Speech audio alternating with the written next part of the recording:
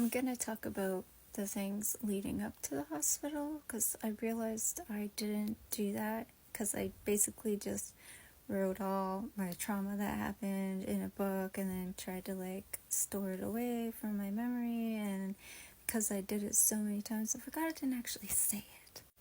So it was 2021, my sister called and I ran downstairs because my mom's ex-wife was banging on the door and she wanted in. She was angry, she was on a bunch of stuff like usual. When I got there, her teenage daughter was outside crying because she had been punched in the face. So everyone was scared for her safety, so my sister opened the door to bring her in away from her mom who had just punched her in the face. And so then she locked the door and my mom's ex kept trying to get in. She threatened to call over all her drug friends to come and find a way in, and she was banging, trying to break down the door and break in the glass, and it was quite terrifying, especially since I was recovering from food poisoning from shrimp I had, so I was severely dehydrated and I just wasn't feeling well at all. I had actually passed out momentarily. I saw black as I fell because I was so overwhelmed by everything my mom's ex was doing and just the whole stress of it, and everyone was shouting and scared. I didn't have the strength to go back upstairs, and unfortunately my shoes and winter coat and everything, they were all by the door that she was trying to break in. And so my sister had called the cops and we were just waiting for them to come. But there was a lot of chaos and my mom was getting very worked up and it was just a lot. So I didn't feel safe in my house anymore with someone trying to break in, and she's a very violent person, so I just wanted to find a space that was safe until the cops could come and get her, so I decided to go out the back door. My mom tried to block the door from me getting out, even though I didn't feel safe in there. She tried to stop me, and I did get out though, and I hid in a neighbor's yard. My mom had called, I guess, the ambulance or something when I went to leave, and when they found me I was in the neighbor's yard because I was hiding there. I was really scared and I just didn't feel safe. And because I was there without shoes or a coat, they marked it as bizarre behavior. That is the term they used. And I mean, there was a reason, as I said before, but when I had actually gotten to the first hospital, they just weren't interested in hearing it at all. I was just not listened to. They didn't call my family, and I didn't even know that my family was actually calling apparently every 30 minutes to check up on me, and they told the hospital to tell them when I had woken up, because I guess the hospital told them I was sleeping. I wasn't sleeping, not even once. I was awake. I had my eyes closed though because the brightness of the lights hurt my eyes so much, and every few minutes they kept shining a bright light in my eyes and it burned. It felt physical pain. It hurt so much. A couple times the monitors had went off, the heart monitors, and they didn't bother. They were just doing their own thing. It was late at night. They did not give two shits. And of course I was dehydrated and I heard the beepings and I was just made me panic more. And they had the squeezing armband and it felt like it was gonna take my arm off because it was squeezing so tightly. when the doctor did come, I was really upset because it turned out to be the same one who had almost let me die from not diagnosing me properly when I had gone to emerge before with pains. Before he had told me, it's just PMS pains. No, it was inflamed gallbladder. Luckily, the next time I went, I had a better doctor and I'm okay now. But he was also the same doctor that almost let my sister die from another thing. It was just, so I was of course very stressed out seeing him and remembering that. And he was very dismissive, just like I remembered, but it was worse because of the situation.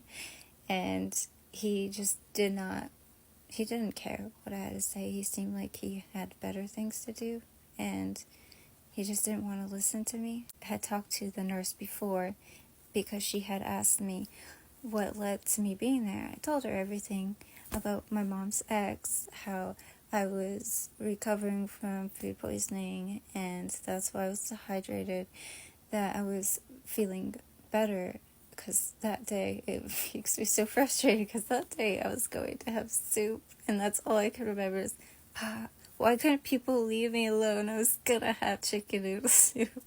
So his back was to me. That's all I could see as he was walking away after he said he had called an ambulance and they're going to go take me to the other hospital where the psych ward is, or I don't know what it's called. And I was just, fear struck me, because that is not what I wanted, and that is not what I needed. I needed fluids and sleep and to go home. So it's like, call my family, like, why won't you just talk to me for a minute? And he's just walking away, and he's like, you weren't awake or whatever when we were trying to get information. I was like, I just told the nurse, go talk to the nurse. I told her, if you don't want to take your time to listen to me, I just told her everything, go talk to her. And he's like, I already called, and I don't want to call them back to cancel. And that was that. And I couldn't get to a phone because he had me strapped down, and I was like, it felt like claustrophobic, especially then. And I had asked him to take it off, and he said no, probably because he knew I was going to go call my family and tell them what was happening to me. Really wish I knew then what I knew now, and it's that he couldn't have done that, like, legally. He had to have my mom or somebody actually talk with him first, because he didn't inform anybody, and legally he was supposed to inform me of my rights, that I had a right to legal counsel and everything, and to tell me what was happening.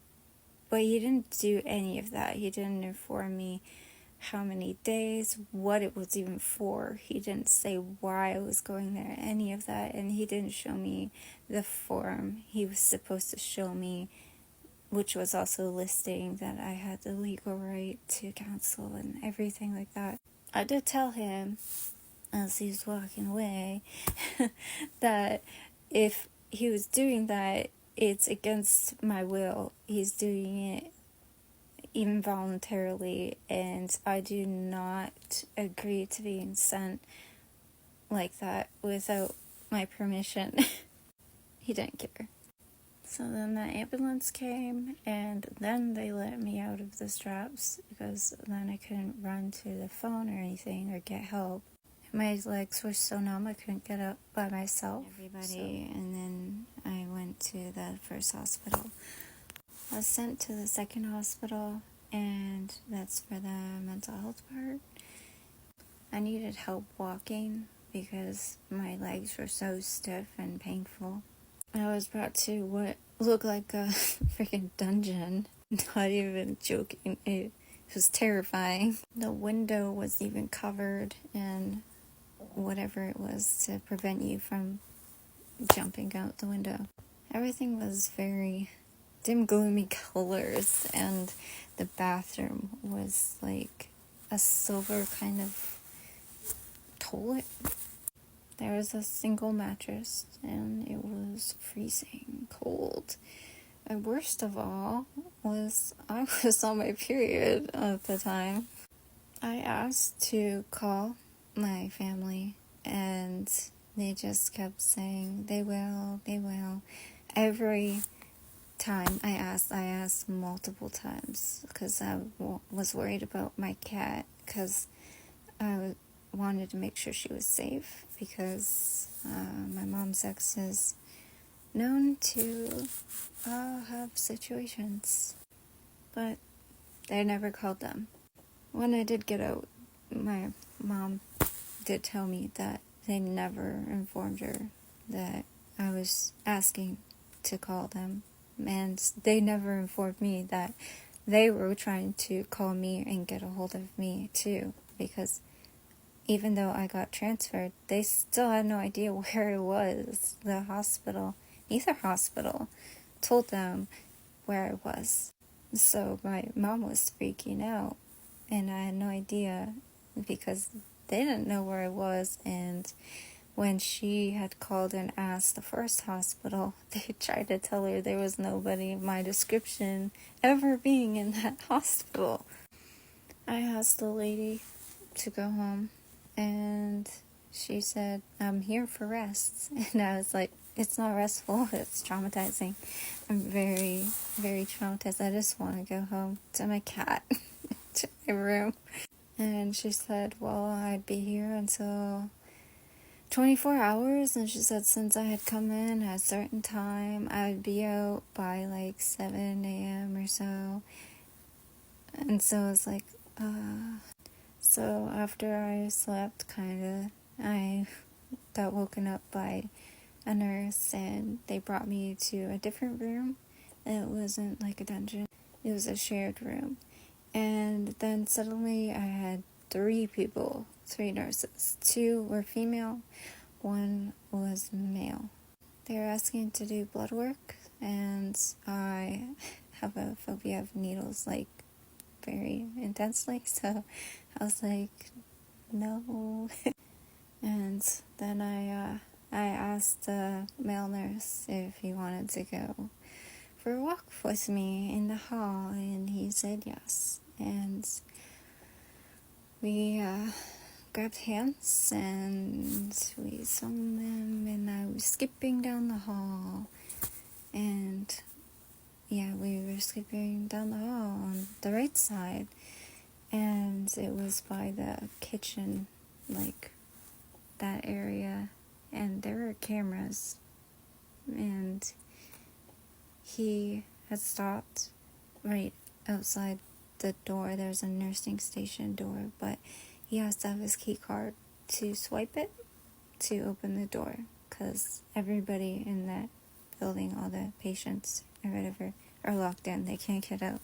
And we let go of hands, and I was just standing there looking at the door. And he was standing there, and then he backed away for a moment, and then he turned, and you've probably seen all the videos of me saying this. He turned and elbowed me in the chest really hard. I fell instantly. I thought something was broken. It was so hard to breathe, and I just had such intense pain. I couldn't get up right away. I actually had to have the other nurses, they came to help me up, because I couldn't stand. It was so hard. He backed away from me with his hands up. He was just like, oh no. And because the other two nurses were like, what did you do? And he was just like, hands straight up in the air. And it was just, he never got in trouble. And instead of him getting reported or in any trouble, the one who got hurt was sent to a separate room, so I couldn't tell anybody what he had done who hadn't already seen it, and I couldn't find a way to call for help because they never let me use the phone. So they kept me from the phones, from calling my family. I was locked in a room, and there was no clocks, and I was still recovering from dehydration. There was no sink that had running water. There was no water at all, and I'm not interested in drinking toilet water because too. And I was just stuck there, and I was already in pain from him hitting me. And then they came in, and then they hurt me further by pushing me down to the mattress, and they twisted my neck away it shouldn't go, and it cracked, and I felt it go up. If you've ever had that, you know that feeling where it just goes up, and it feels like it goes up through your head.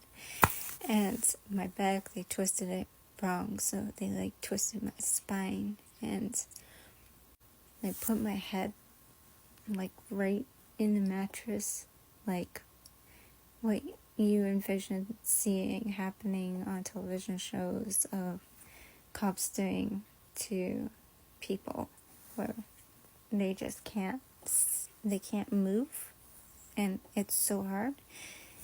And all I feel is I'm tugging down my pants to do it in my butt, and the only thing I could think of was shouting, "Not in the butt!" Because I panicked, right? And I said, I have a heart condition, and I tried to get more out. I'm afraid of needles out. But they didn't care, and they did it in my arm instead, my left arm, in my shoulder. I had no idea what it was. They did not know my records. They didn't know anything about my health, my condition. They never weighed me before putting anything in my body. And I reacted very badly. I'm just going to say I'm very lucky to be alive right now. The chest pains were instant.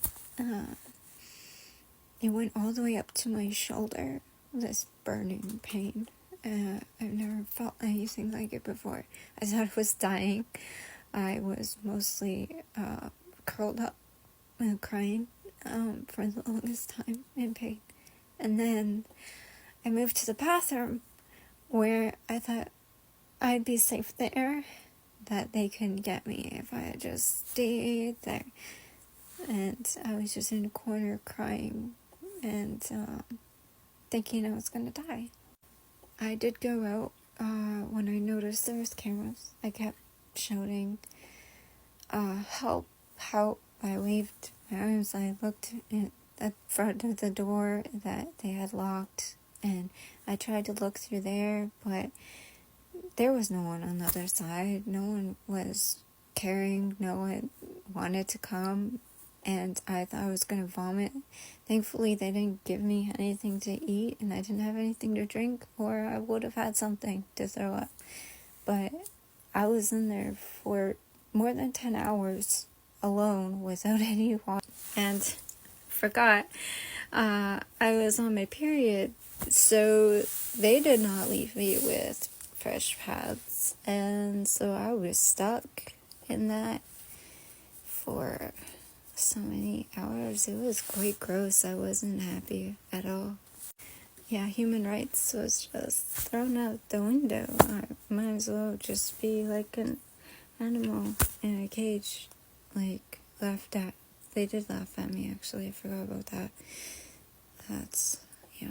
It was freezing cold in there because it was winter, so I was shivering they didn't have any blankets for me. There was a pillowcase, and that was not something that could keep me warm. And so I was freezing, and I was shaking, I was dehydrated. I don't know if I had hypothermia because nobody bothered to check on me. I probably did, and that's why I was so upset. There's so many times I could have just not made it out for today because of the things they did, how they treated me like that, disregarding my human rights, my health, which is ironic because they're literally in that field. At one point, the male nurse who had hit me called my name when I was crying in the bathroom, and I just feared. That's the best I can explain it. There's that intense fear, hearing his voice after what he did, and everything the security people had just done, and it's like I just couldn't catch a break. Once they did finally open the doors to let me out, I asked for water, of course, because I was so thirsty. I felt so sick, and I asked for new pads because, it's so gross.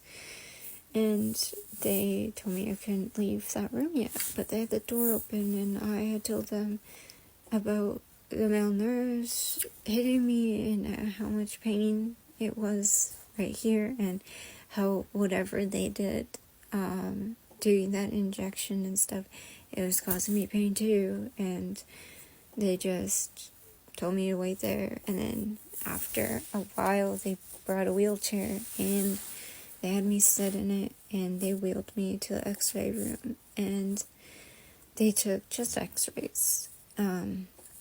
What's really upsetting is once I was out and checked the health records, they didn't say it was because of anything they did. It was stated that I had just come in with complaints, and that it was possibly because of abuse at home that somebody hit me, and it wasn't. It's just so infuriating and upsetting that nobody wants to take responsibility for anything they did.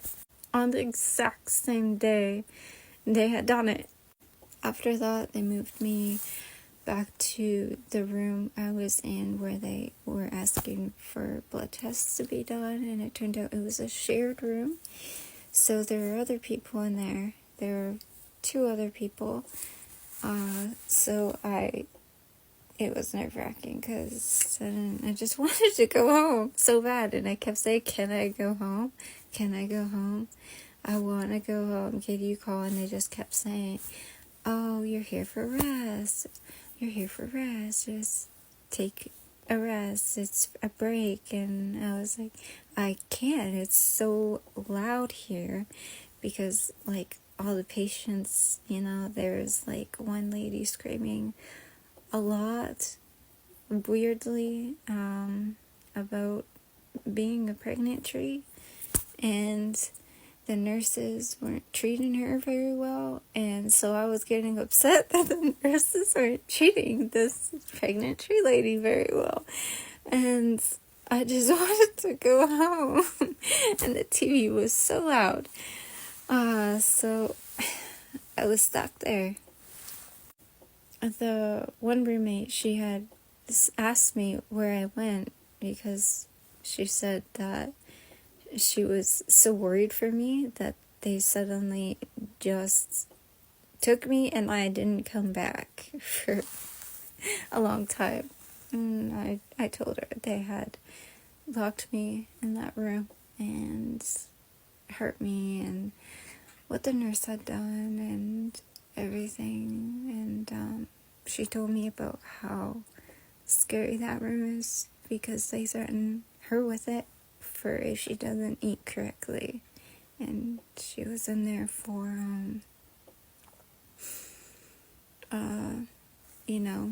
other things, wanting to do things to herself. And at the time, all I can think of is, you're threatening somebody who doesn't want to be here by saying, we're gonna make you more miserable. Like, what the hell? So then, I felt kind of like obligated to try and help her because I knew how terrifying and abusive they were.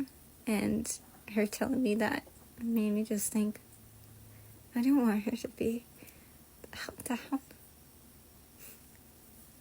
and hurt, especially just because she's not eating the right amount they want her to.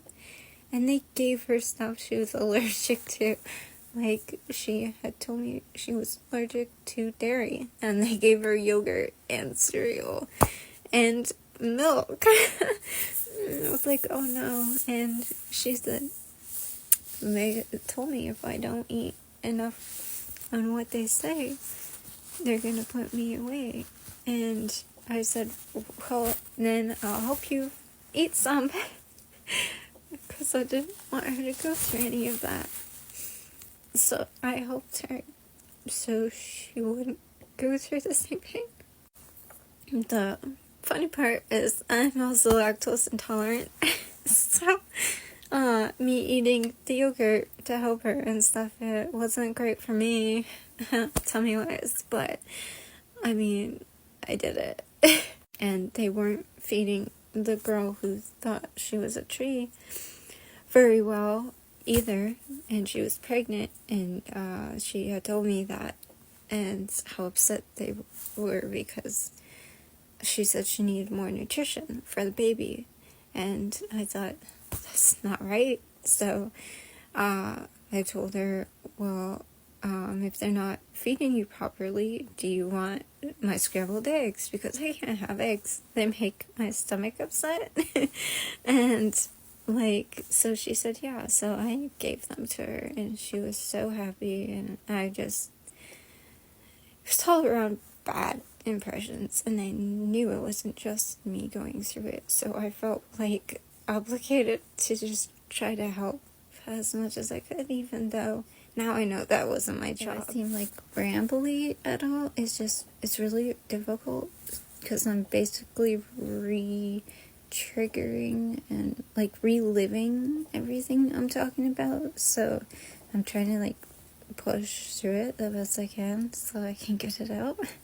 Because silence just lets them get away with it, and talking about it at least makes it known. And that helps me cope with it, thinking that maybe just one person is listening and empathetic and is on my side. I didn't know they were secretly drugging me. And I have a heart condition, and I told them many times I had a heart condition, and each time I told them, they acted like it was the very first time they ever heard it, and that no one had told them. And I was like, I just told this person, I told the psychiatrist, I told this nurse, I told the doctors, I told anyone who would listen. It's in my chart. They would see it, and they just weren't looking. But apparently their favorite thing to do, according to my health chart, was secretly sprinkle it in juice and enjoyed watching me drink it, I guess. And that would actually explain why I was acting so not good at all. It wasn't. I was so confused on so much on why I felt certain ways, and that would explain it because it was starting from the very first hospital that they were doing it, and I didn't know. And I don't have any mental illnesses, so to do that to someone who doesn't have any and not assessed, you're just asking to F up the brain. I mean, now I have issues. It's really hard to go from normal, like you're completely fine, to PTSD and anxiety and panic attacks and all this stuff because of what they did to me at the hospital and the drugs. Even the drugs had side effects. People might not know there is involuntary movements that antipsychotics can do and stuff. And it can last a lifetime, even from just one time. And from the church, they didn't do this one time. And it wasn't with my permission. And because of that, I do have involuntary. I have involuntary movements, and it's actually very frustrating. It's kept me from doing things I love, like singing, because suddenly sometimes my head will move, or my mouth, or like my face will scrunch or something. Involuntary smirking or laughing at like a thought or anything. That's all from everything the hospital put me through, and I never had it before. And so whenever I see people like with Tourette's, I feel like I kind of knew just briefly what they're going through, and how horrible it is to do that and go through that, especially if it just never was a thing before. And no, I don't have Tourette's, but seeing people with Tourette's actually can trigger negative memories. That kind of makes me have like a movement that I hadn't had in a while. So I try to avoid any TikToks that come up that are like that. An example of what I meant previously by them drugging me and me being confused on what was happening, because remember, they also didn't give me water for over 12 hours, like that night, and this had happened. I had smelled popcorn, and I was going to sleep, and all I could smell was popcorn. So I thought I was eating popcorn, and I was choking on popcorn. And I mean, I didn't have any popcorn. But I called somebody, and I was panicking, and I was like, I'm choking. I legit thought I was choking. It felt like it. And so she came in, she started doing this thing, a hook, and rubbing my leg like this. And I don't know why she did it, but she did that, and it wasn't helping. I was just like, I am choking. And then I like got up because I was worried I was gonna die on this popcorn that wasn't there. And she just rolled her eyes because I collapsed, because my body was so exhausted too, and everything they put me through, and the drugs they had put in me that shouldn't have been there at all. I wasn't properly nourished. I had fell onto the floor, and another nurse came in. Unlucky to me, it was actually my old middle school bully, which made things 10 times worse. Thankfully, she was actually nice, which was weird, and she asked her why I was on the floor or whatever, and the girl said she's pretending. And I was so upset because I legit thought I was dying and choking on this popcorn, and I didn't just throw myself on the floor pretending. Like, she thought I just couldn't breathe right. And I was just thinking, oh, they don't give a shiz if I live or die. I better just try and crawl up this side of this bed, go back, and just, like, whatever's gonna happen is gonna happen in the bed. They don't care. I'm just gonna choke in the bed and wait till they leave. So, it was really upsetting and laughing, but I was really upset. I thought they legit didn't care about my life, and I mean, they didn't. And so after I talked to the roommate across from me, and she was like my friend in there, that I could talk to about everything they were doing, and she talked to me too, and I felt like very protective, trying to help her, because the other lady in there, she wasn't very nice, but there was no calendars or really anything in there to tell time, but to me, it was day 3 of being in the hospital, the involuntary part, so I'll talk about that one. This was the day after I had been hit by the nurse and then thrown in the seclusion room, that they call it, but to me was solitary, and abused in there and withheld of any necessities, including clean pads and any water, because there wasn't a sink. I couldn't drink from it. And I was very lucky I didn't die of hypothermia or anything, because it was freezing cold and I had no blankets. So it was visitor day, which is, I didn't know was a thing, because I wasn't allowed phone. I was kept away from ever calling for help for anyone. I couldn't even call the police if I wanted to. And they weren't letting me go home, even though they had said 24 hours, and it was way past that.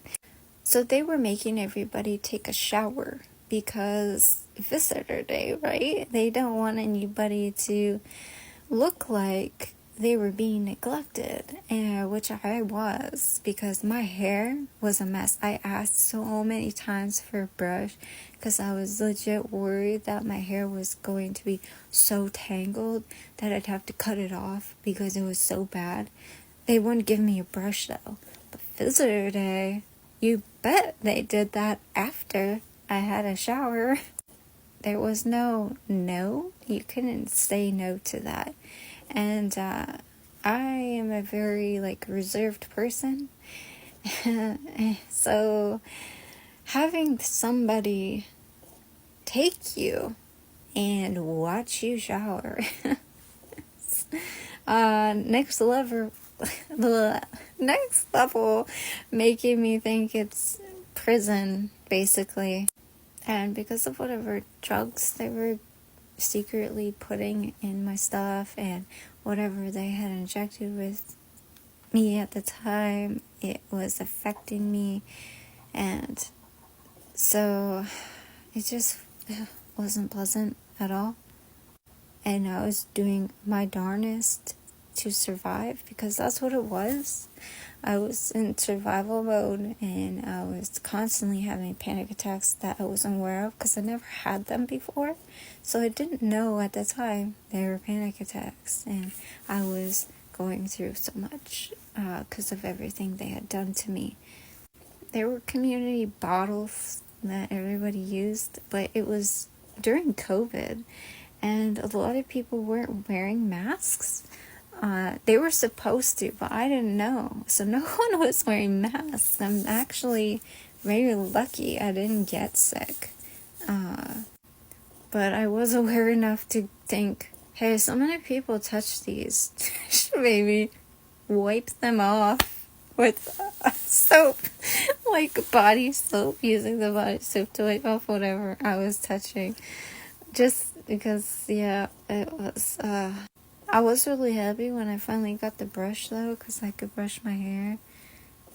But that meant when my sister finally did come to visit me, she wasn't aware of how neglected I was, how ill-treated I was, because to her, I presented as, hey, I'm clean, I'm fresh, look at my hair, it's brushed, it's all nice, and nothing was wrong, and they had drugged me before that, and she actually told me she could tell they had given me something because I kept forgetting what I was talking about just moments ago, and I seemed so dazed, and I was like, oh, really?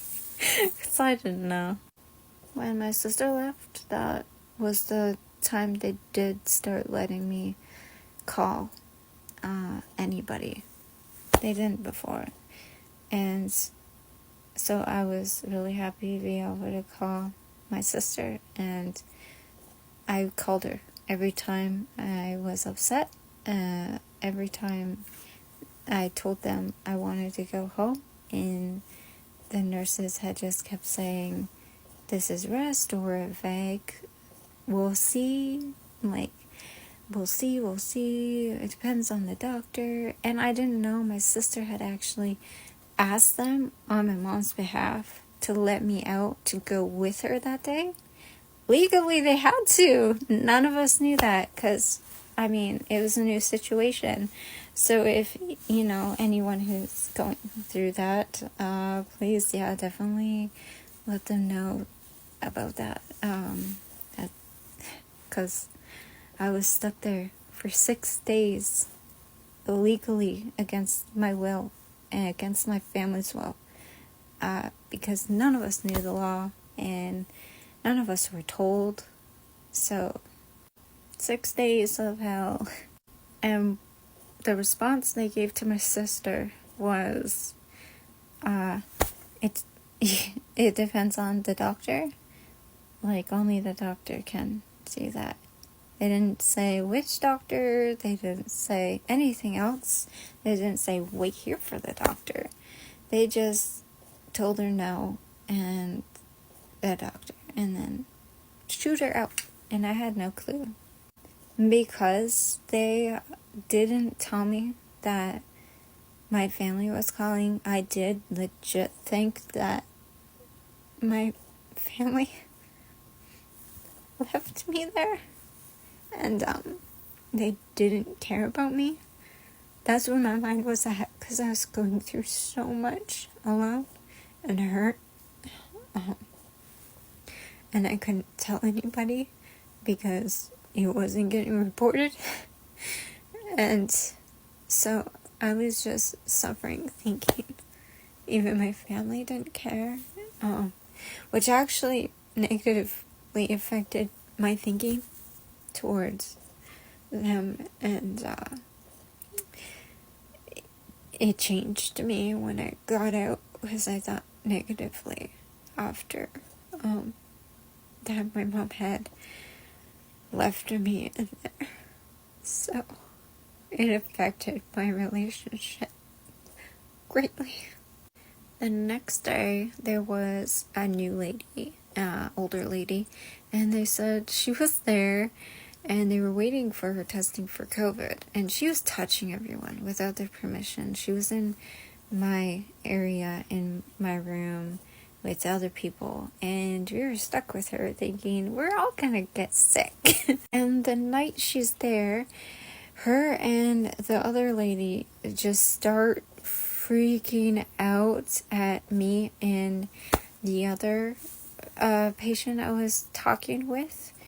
They were mad because we were talking and they wanted the lights out, but her light was still on. But it wasn't time to shut off all the lights yet, so we were loud.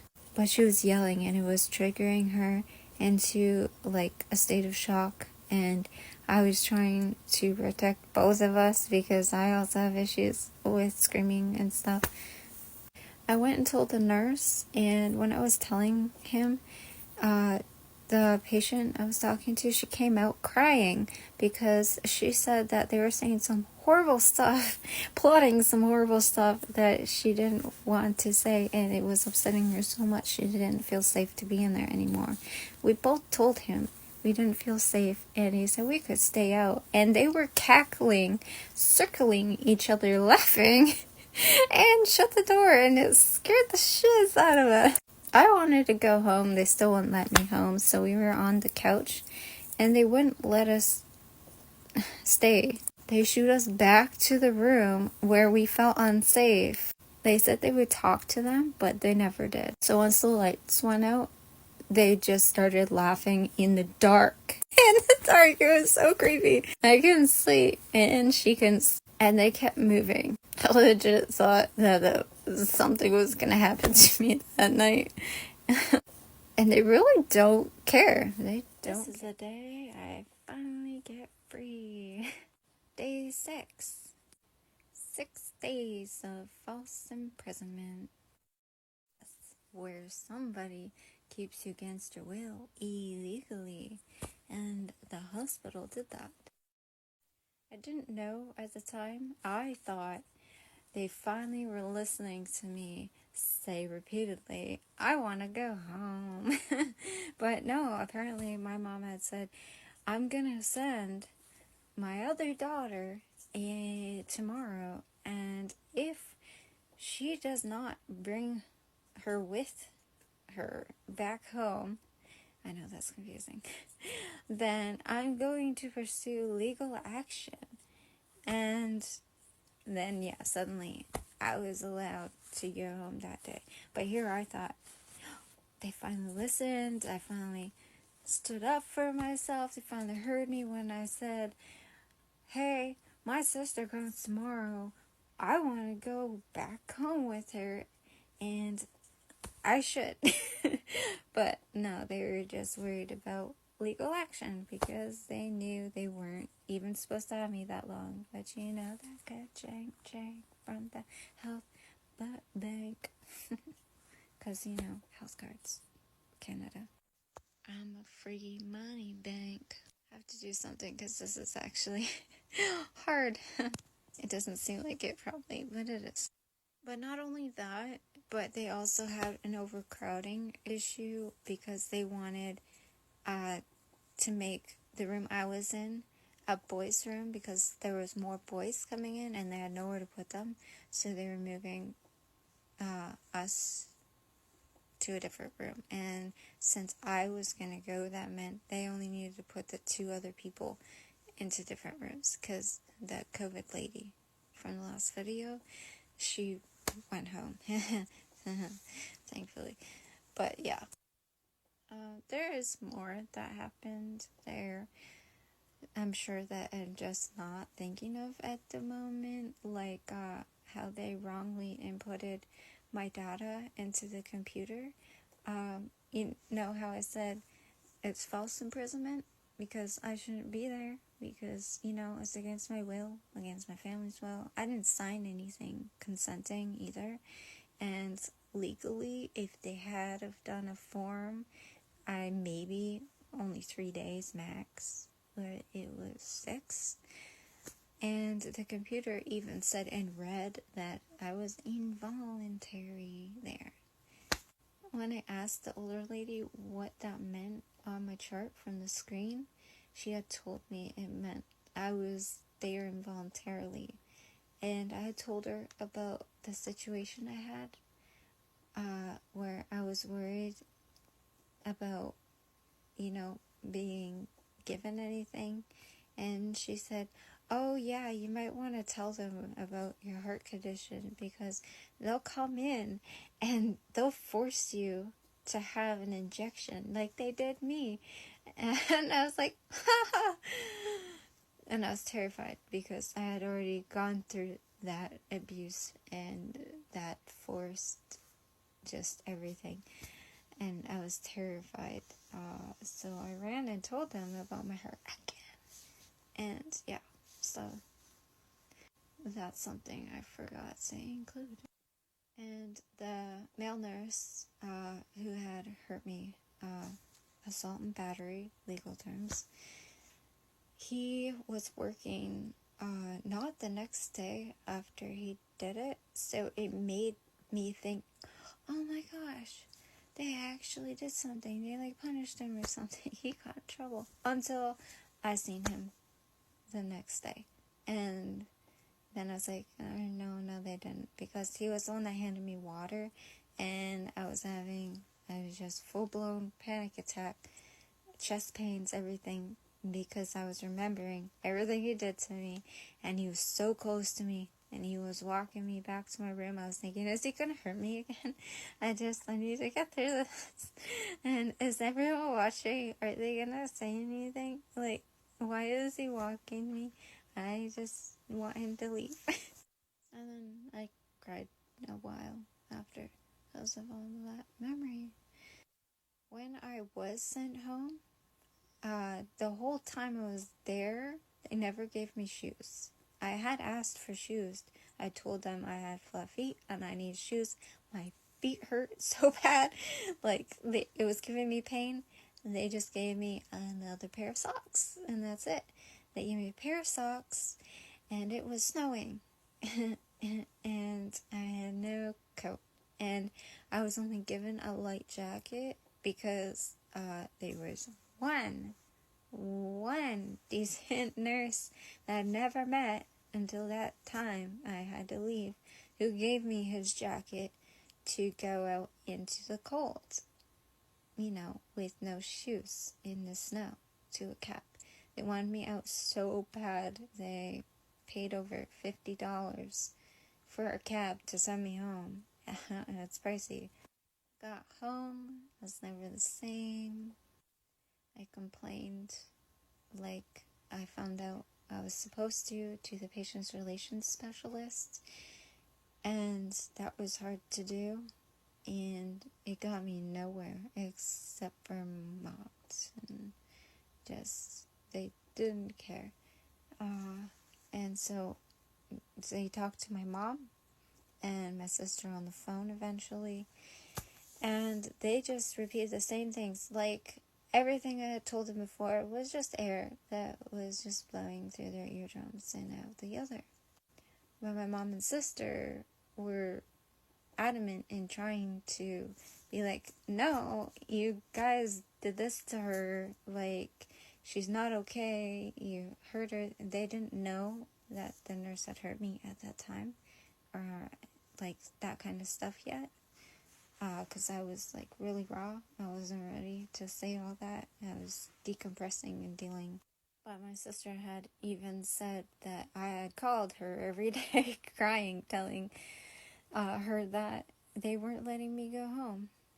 The patient's relations tried to tell them, straight up lie, like so many, that I was there voluntarily, that I wanted to be there for 3 whole final days past I was supposed to, because she tried to say I was there for 3 days that I was allowed to be, and then I was there because I wanted to be. No, I wasn't, and my mom and my sister knew that.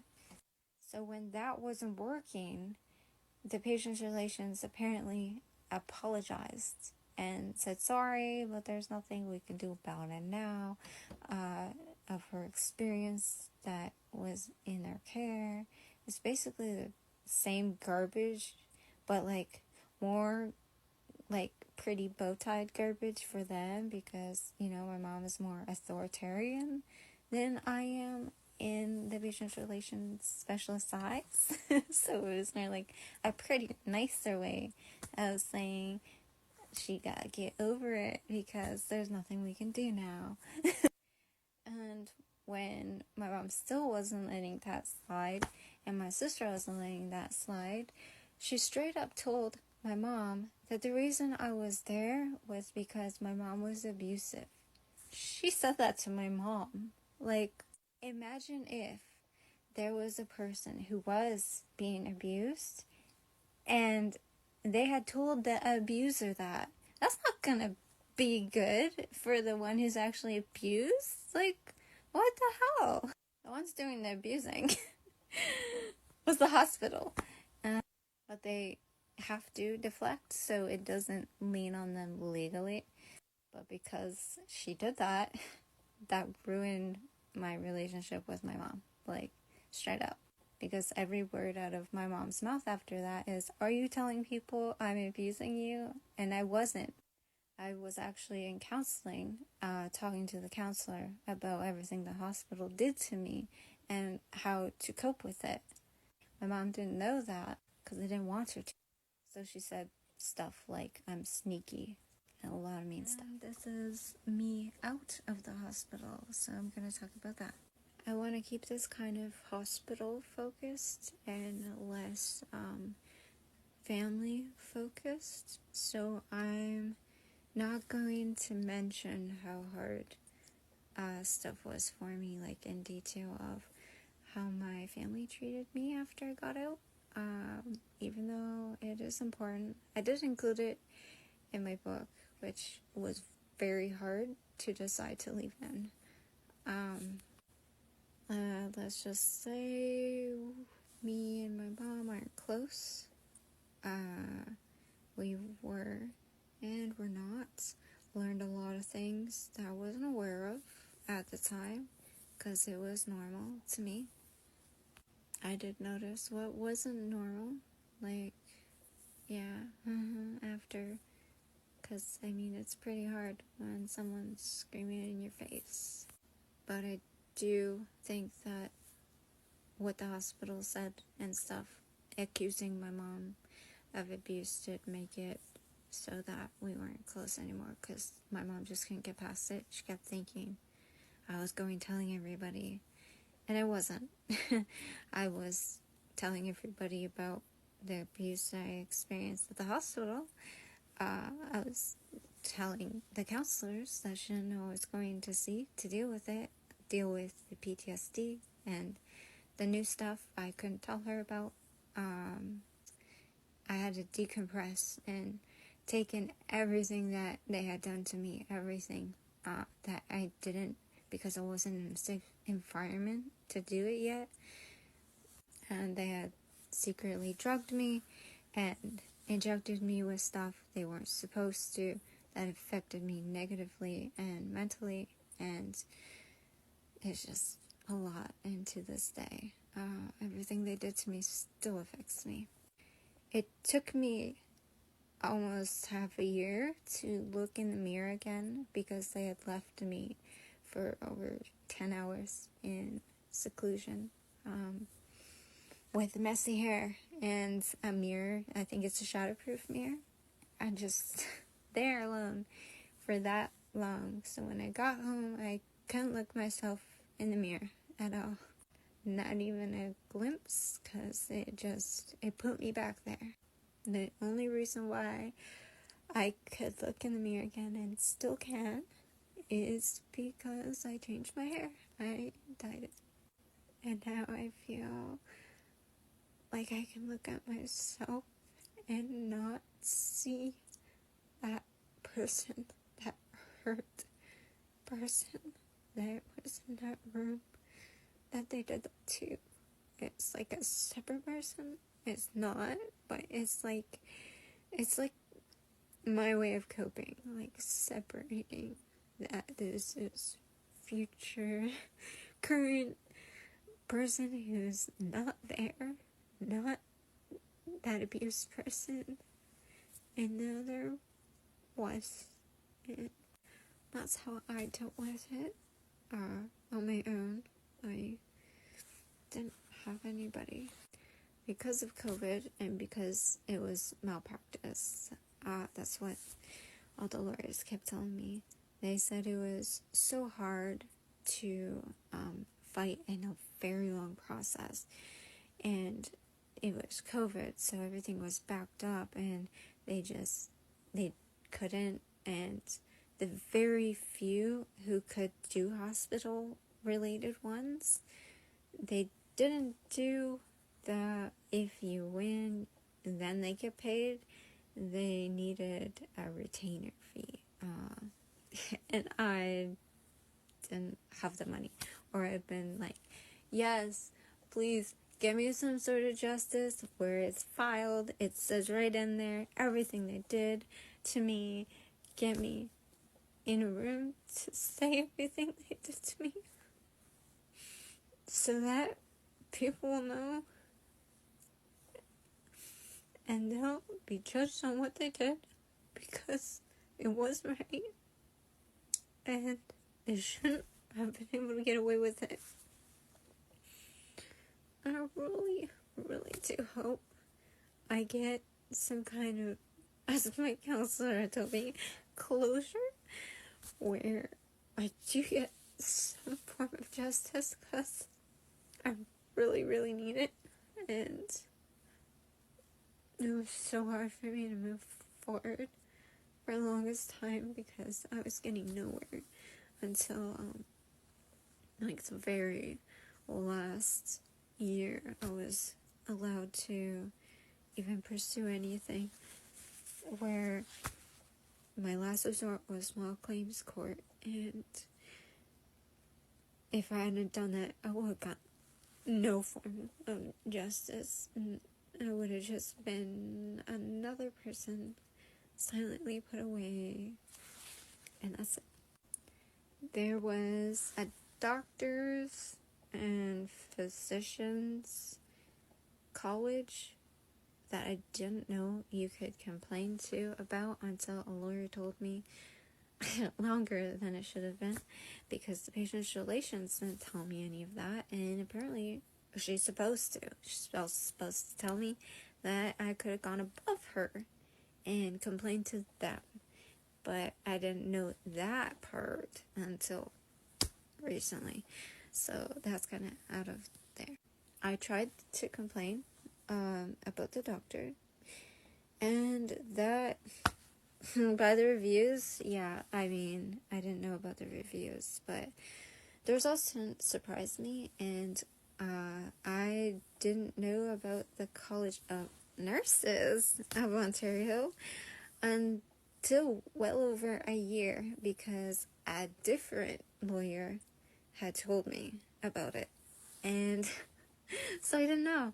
So I did that, and I was doing both because it takes a very long time to process, and I just couldn't handle all three things of a small claims because the nurse thing was taking such a long time. By then I did small claims because it was my last resort, and the doctor complaint which also included the time where he had almost let me die from my inflamed gallbladder. But yeah, so I didn't bother fighting to continue to do the doctor one because I was more focused on the nurse who had hit me and getting my justice as best as I could, and including the small claims. Of course, that was the big thing for the College of Nurses of Ontario, was saying how I didn't do it for like well over a year, and I didn't know about it. Nobody told me, even though they had a legal obligation to tell me right away. And even though there were video cameras in the facility, and I knew exactly where I was going with him, and I recited it, they still just no justice. They tried to say the cameras were apparently monitoring purposes only, but they could at some point record video, and where is that? And the College of Nurses of Ontario didn't push further to figure that out, so I tried to motion for it, and like I said, hospitals try to say basically it doesn't exist, which is convenient since that would have been my proof. It would have been all on camera, everything they did to me, everything that male nurse had did to me too, and everything they did to me in that room. It's 2023, it's gonna be 2024 eventually, and just this year I started feeling okay. The first 6 months I had such bad pain I couldn't sleep because of what the nurse had done to me. It felt like he legit broke ribs. Like, it was so painful to breathe in. It was sharp and it hurt. And I'm a side sleeper, so when I tried to sleep on my left side, I couldn't breathe, and it was so intense and painful.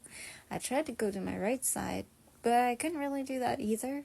I would cough on either side, but mostly, especially on this side, and it hurts so bad. And so I was basically sleeping on my back, which didn't really help either, but it was the least painful position. My mom had checked my back and stuff, and I guess there was bruises on the back from when they had, forced me down for the forced injection that they shouldn't have done at all, and they had no right to do, because I wasn't angry, I wasn't making a scene, and I wasn't a threat to myself or others. And my neck was a little bit out of place.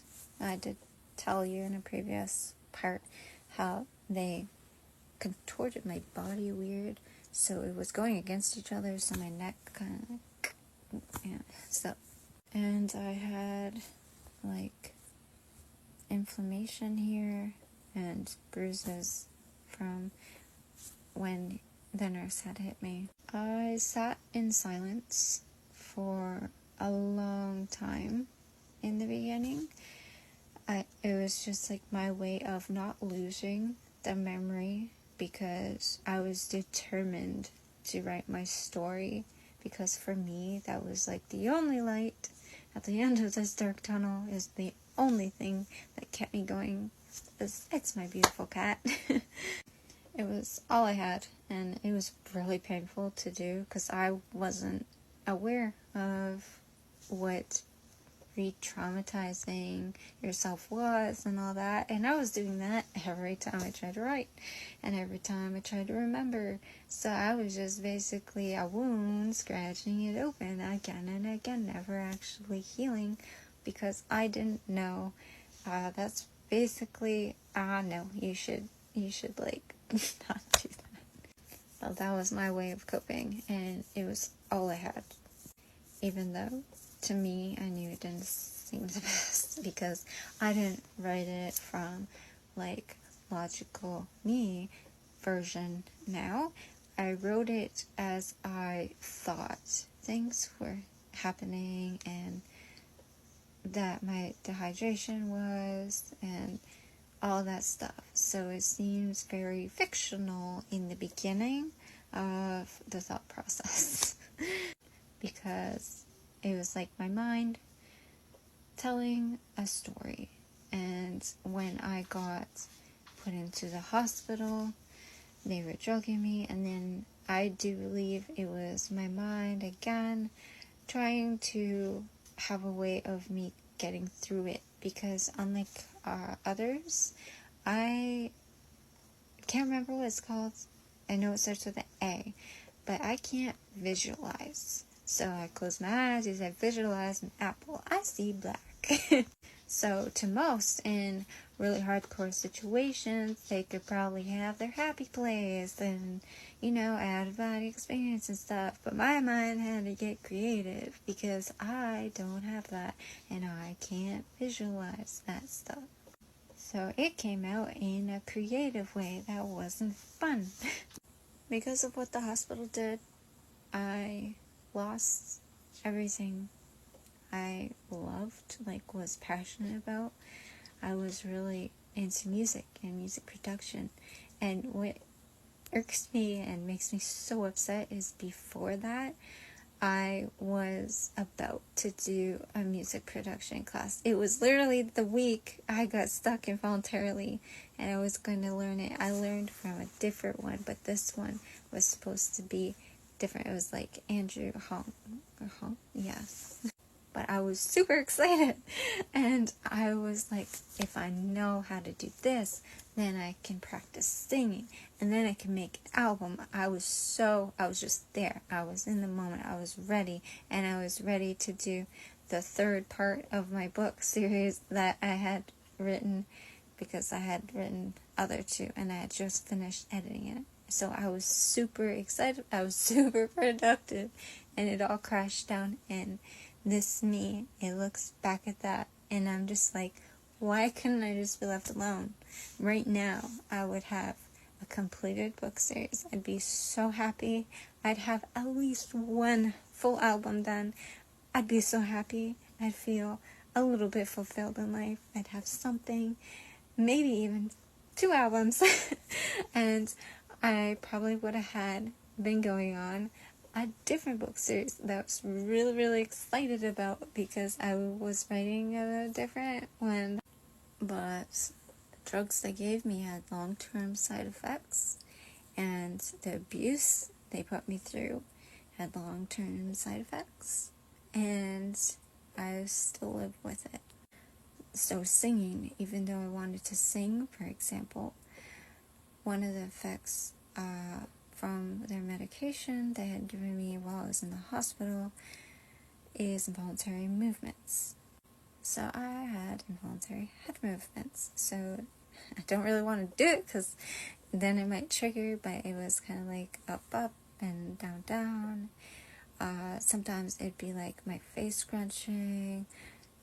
I don't want to like trigger myself by actually doing it, because I've been taking a supplement that has helped a lot. I just don't want that, because it was so bad that it was happening in my sleep.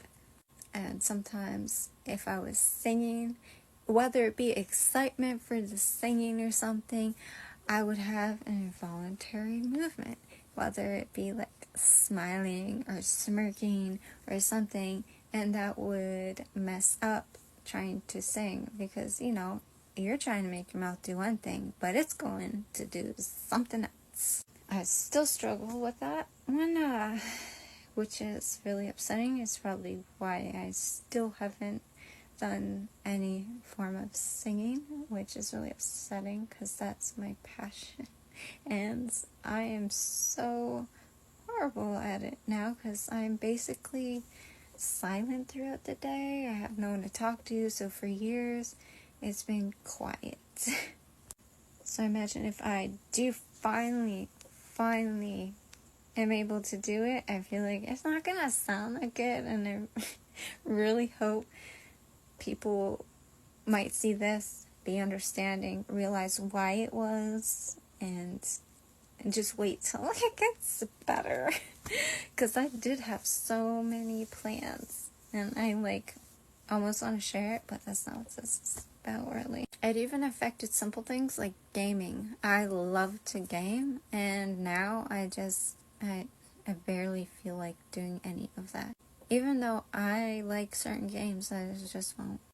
For doing any of this, it's not because I'm lazy or because I don't want to feel accomplished, because that's the most frustrating thing, is I want to feel accomplished. And she gets me through the days that are hard. But because of everything, it just altered who I am. And that's the most hard thing to deal with. That I won't ever be the same person. And that PTSD isn't just for people that are in the army. I am hoping 2024 will be more of a notch, because it feels like very slow progress. I just want to be okay already. But that's not how it goes.